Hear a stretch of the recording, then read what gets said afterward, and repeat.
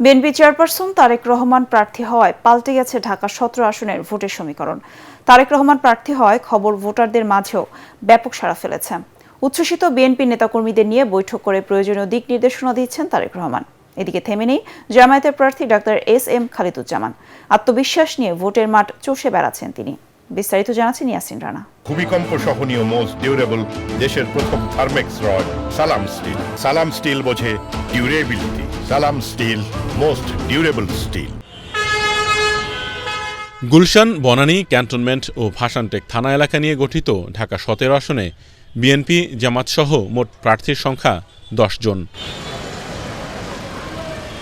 অভিজাত এই আসনে বেশ কয়েকটি বস্তি রয়েছে এবং ভোটের সংখ্যায়ও নিম্নবিত্ত মানুষেরই বসবাস বেশি। প্রথমবারের মতো জাতীয় নির্বাচনে অংশ নিতে এসে এই আসনে প্রার্থী হয়েছেন বিএনপি চেয়ারম্যান তারেক রহমান। তাই উচ্ছ্বসিত দলের নেতাকর্মীরা। সরকার গঠন করতে পারলে প্রধানমন্ত্রীর দায়িত্ব নেবেন এমন নেতা এখানে নির্বাচন করছেন, এই খবর এলাকার সাধারণ মানুষকেও আশাবাদী করে তুলেছে। আগামীতে ইনশাল্লাহ তারেক রহমান বিপুল ভোটে এই আসন থেকে এমপি নির্বাচিত হবে।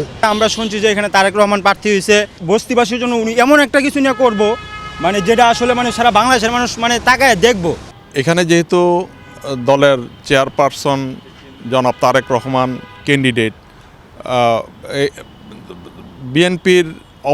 বিএনপি অনেক বেশি ভোটে জিতবে, ইনশাল্লাহ বিএনপি ভোট বেশি পাবে, এটাই আসলে জনগণের প্রত্যাশা।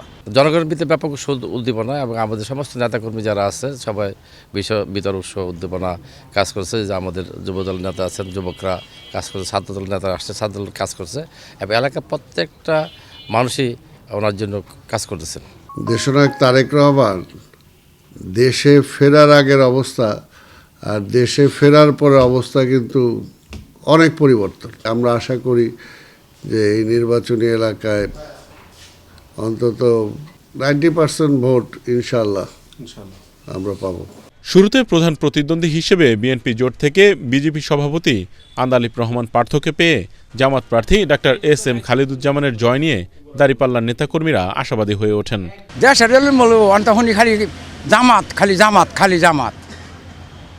হ্যাঁ, খালি জামাতের কথাই শুনি।